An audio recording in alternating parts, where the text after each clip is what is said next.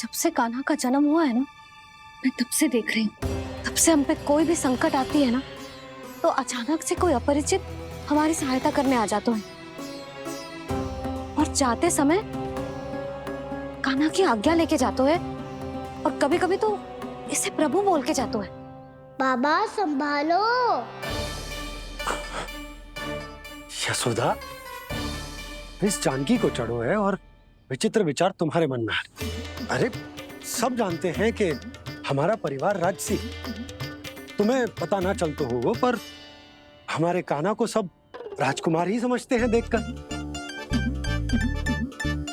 इसीलिए उसे सम्मान देने के लिए सब ऐसा ही करते हैं, और कोई बात ना है।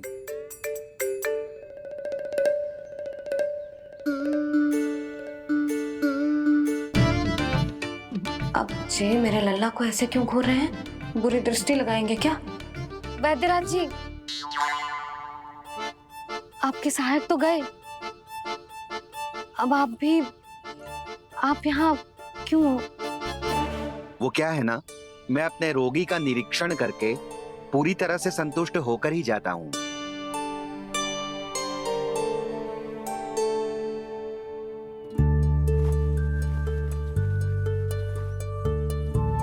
हाँ, संकेत तो अच्छे हैं, कल सुबह तक बिल्कुल ठीक हो जाएगी। धन्यवाद वैद्य जी।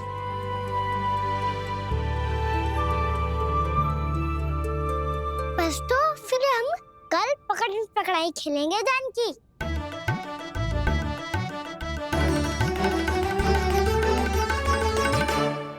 भानु, बंसी, जाकर उस क्षेत्र के चारों ओर बाड़ बनवा दो और वहां सूचना पट्ट भी लगा देना, ताकि जानकी के साथ जो हुआ है वो किसी और के साथ ना हो। शीघ्र जाओ। जी ठीक है।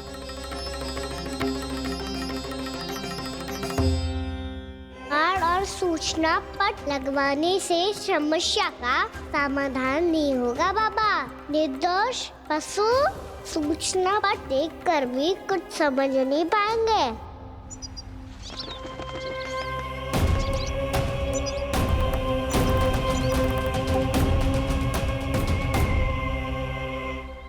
तो तुम्हारे कहने का अर्थ यह है कि व्योमासुर मारा जा चुका है और वो बालक अब भी जीवित है। हाँ महाराज, मैंने गोप बालकों को कहते सुना था कि कृष्ण ने छलिया को मोक्ष दे दिया है, पर वृंदावन सुरक्षित नहीं है महाराज। वो एक बहुत बड़ी समस्या से जूझ रहे हैं। कैसी समस्या? गांव के निकट क्षेत्र में किसी विषैले सर्प का निवास है। उसके विष का प्रभाव इतना भयानक है महाराज, जैसे विष ना हो, स्वयं हलाहल हो। मेरी कोई भी औषधि रोगी का उपचार नहीं कर पा रही थी। निकट के क्षेत्र में कहां है वो सर्प? गोप मानते हैं कि वो सर्प गांव के निकट यमुना नदी के जल में रहता है।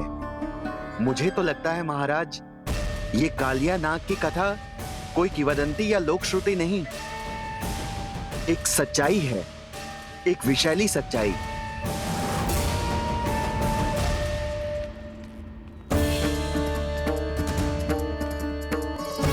कालिया का सामना करने का समय आ गया है, पर उससे पहले मुझे बुलाना होगा उन्हें।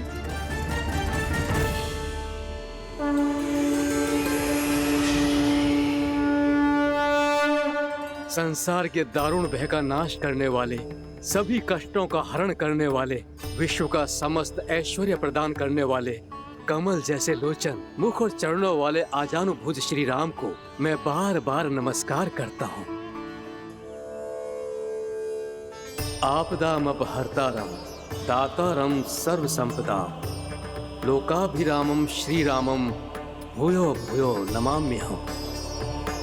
कागभूसुंडी, कागभूसुंडी, कागभूसुंडी। प्रभु क्षमा करें, मुझे जाना होगा।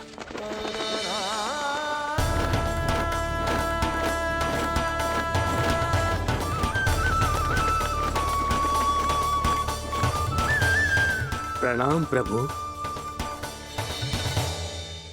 अनेक बार मैं आपके दर्शनों के लिए आया प्रभु।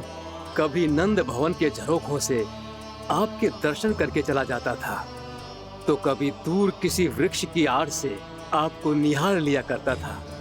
आज आपने स्वयं मुझे बुलाकर धन्य कर दिया प्रभु।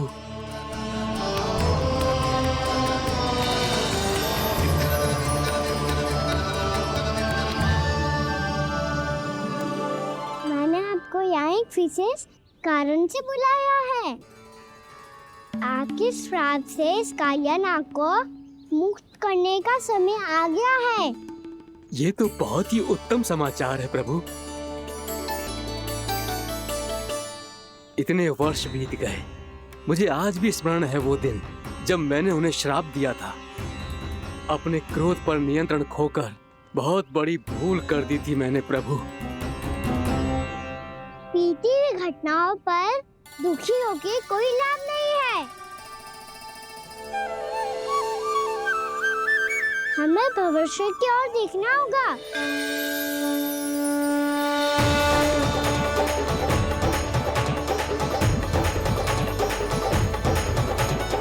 आदेश कीजिए प्रभु, क्या आज्ञा है आपकी? जब मैं कालिया नाग का सामना करने जाऊं, तो आप यहीं रहेगा। आपको अपने आप पता चल जाएगा कि कब क्या करना है। और हाँ, लौटते जाते समय नारद मुनि से कहिएगा, वो आकर मुझसे भेंट करे। अवश्य प्रभु, प्रणाम। क्या इसने सच्ची में देवर्षि नारद को बुलाया है? नारायण नारायण, आपको संदेश भेजने की आवश्यकता नहीं थी। आप स्मरण करते और मैं चला आता। तुम्हारा कल्याण हो नारद।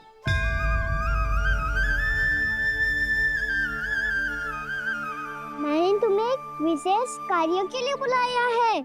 आज्ञा दीजिए प्रभु। तुम्हें एक बार फिर कंस से भेंट करनी होगी। विचार कीजिए महाराज, क्या आप बिना किसी शंका के कह सकते हैं कि कौन सी पंखुड़ी पहली है और कौन सी आठवीं? उस दुष्ट से भेंट करना स्वयं कीचड़ में उतरने के समान है प्रभु। कमल पुष्प प्राप्त करना हो तो कीचड़ में उतरना पड़ता है नारद। आपका आदेश तो मैं स्वप्न में भी नहीं टाल सकता प्रभु। कंस कालिया नाग के बारे में जान गया है, पर वो उसका सामना करने का साहस नहीं कर पाएगा। मैं आतुर हूँ प्राप्ति, मूर्ख नहीं। मेरी बुद्धि फिर नहीं गई है।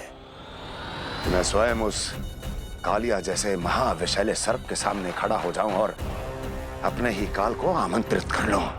तो फिर अपने लाभ के लिए उसका प्रयोग करने का कोई और उपाय सोचिए स्वामी। कुछ ऐसा कीजिए कि यमुना नदी का पूरा जल विषैला हो जाए और वृंदावन वासी उसका उपयोग करे, और आपका काल कहलाने वाला वो बालक स्वयं काल के गाल में चला जाए। उत्तम उत्तम सुझाव है प्राप्ति। अब मुझे उस कालिया तक पहुंचने का मार्ग ढूंढना होगा। उसको विवश करने का कोई उपाय ढूंढना होगा, क्योंकि व्यक्तिगत रूप से उससे भेंट करना असंभव है। असंभव। आप सही कह रहे हैं प्रभु। कंस में उतना सामर्थ्य नहीं कि वो कालिया नाग का सामना स्वयं कर सके। वैसे तो कालिया गरुड़ देव का भी सम्मान नहीं करता, तो फिर वो कंस का सम्मान क्यों करेगा भला? नहीं करेगा, पर कंस तुम्हारा सम्मान अवश्य करेगा नारद। तुम्हारी बातें भी सुनेगा और मानेगा भी। ये मेरी योजना का बहुत ही महत्वपूर्ण भाग है। तुम कंस के पास जाओ और कहो कि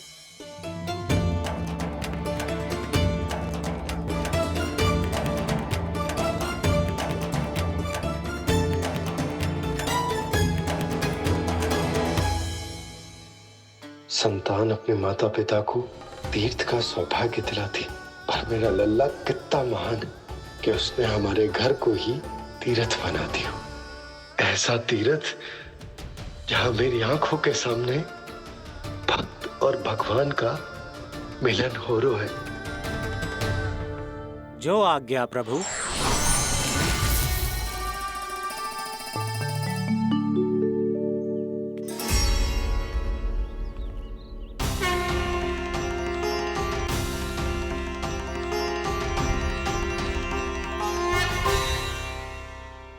बाबा कान्हा, ये सब क्या चल रहा है? पहले काग भुसुंडी जी और फिर जे नारद जी। क्या योजना बना रहे हो तुम? कान्हा, बता ना लल्ला, क्या सोच रहे तू? कान्हा देख, अगर तुझे अपने बाबा को ना बताना हो ना, तो अपने भक्त को बता दे। क्या सोच रहे हो लल्ला? क्या करने वाले हो आप?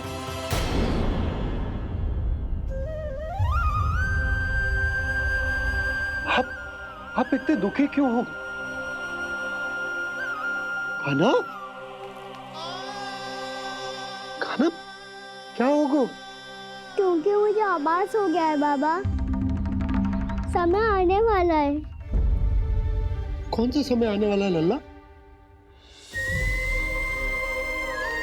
शीघ्र सब कुछ बदलने वाला है। भैया को मेरा सत्य पता चल जाएगा बाबा।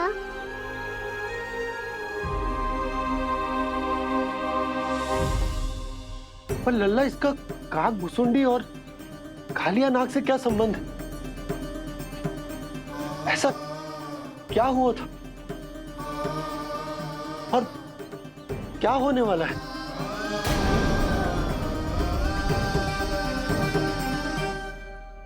जो होने वाला है बाबा, उसका संबंध उससे है जो सैकड़ों वर्ष पहले हुआ था।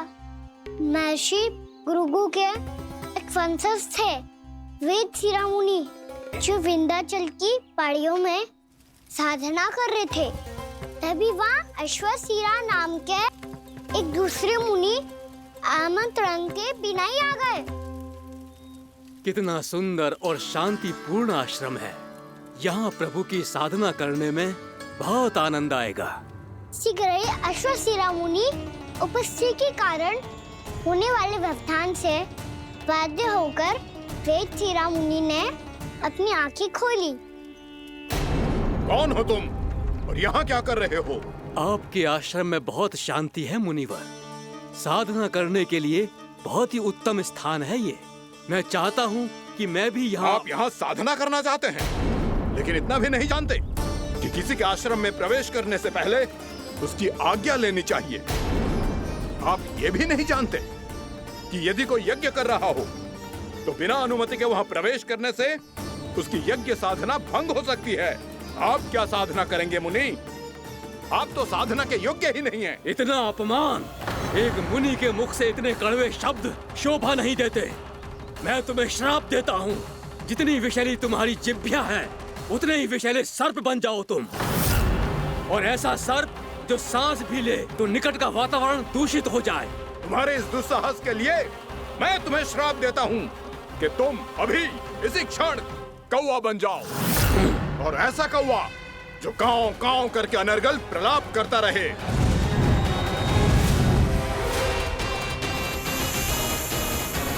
ये मैंने क्या किया? ये मैंने क्या किया?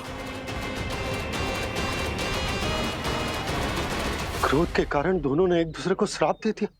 पर दोनों ही मेरे भक्त हैं, और भगवान होकर मैं अपने भक्तों को इतनी कठिनाई में कैसे देख सकता था। इसीलिए जिस संकट में उन दोनों ने अपने आप को फंसा लिया था उस। देखिए ना प्रभु, ये क्या हो गया हमसे। हमारी रक्षा कीजिए प्रभु, मार्ग दिखाइए हमें।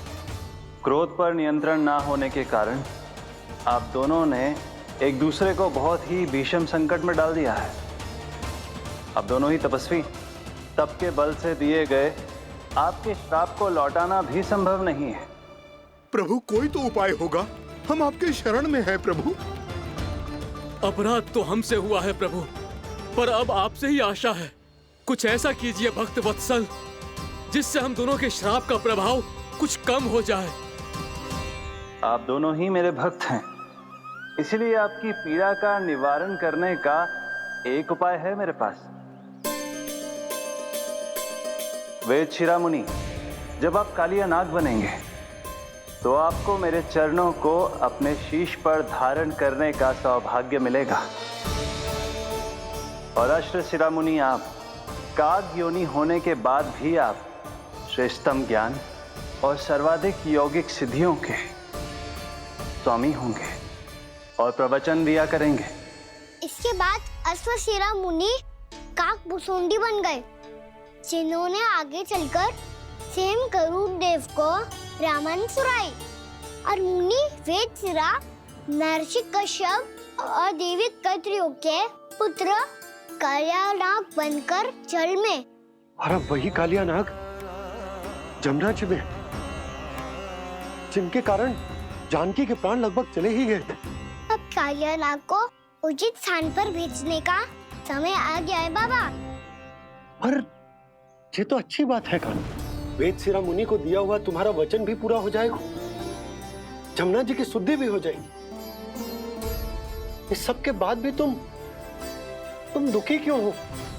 क्योंकि इसके बाद मैया के सामने मेरा रहस्य खुल जाएगा बाबा। उन्हें पता चल जाएगा कि उनका बालक कोई साधारण बालक ना है। भविष्य में जो होने वाला है उसे सबके सामने घटने से रोकना मेरे लिए भी संभव ना होगा। मैया को सब पता चल जाएगा। क्या पता चल जाएगा रे मुझे?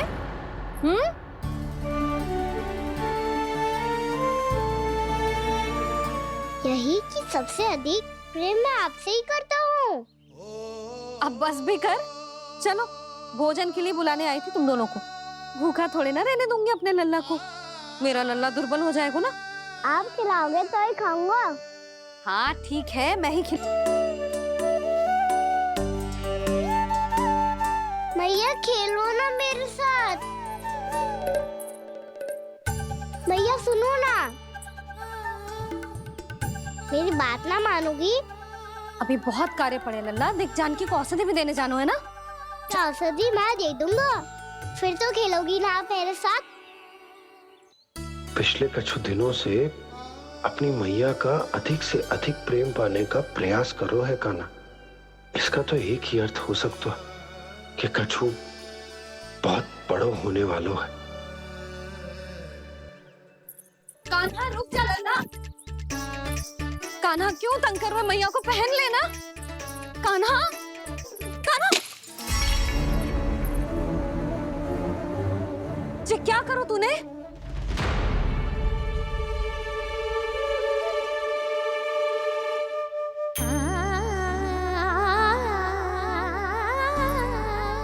अच्छा ठीक है, अब मुंह लटकाने की आवश्यकता ना है। ये ले।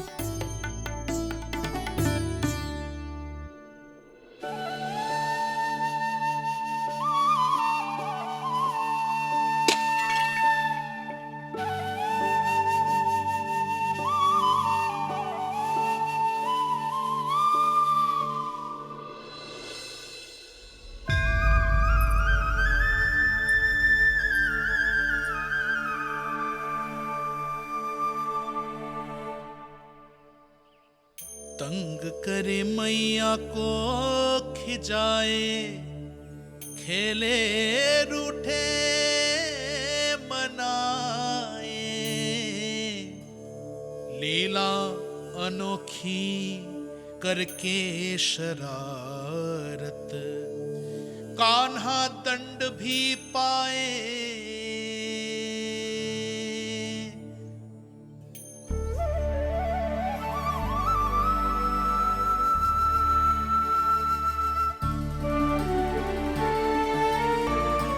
रूठना मनाना, खेलना खिलाना, पहले शरारत करके क्रोध दिलाना और फिर क्षमा मांग लेना, ये सब जानबूझकर कर रहे है कान्हा। जैसे जीवन भर के लिए अपनी मैया की ममता को अपने हृदय में समेट कर रखना चाहते हो। कैसे कैसे करूं उस कालिया से मित्रता, कैसे करूं उसका उपयोग?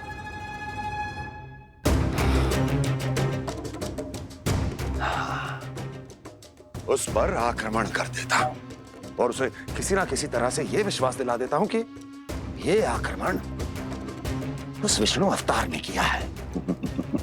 फिर वो क्रोध में आकर सारे वृंदावन वासियों को अपने विष से समाप्त कर देगा। उचित है, ये उचित है। नारायण हरि, नारायण हरि।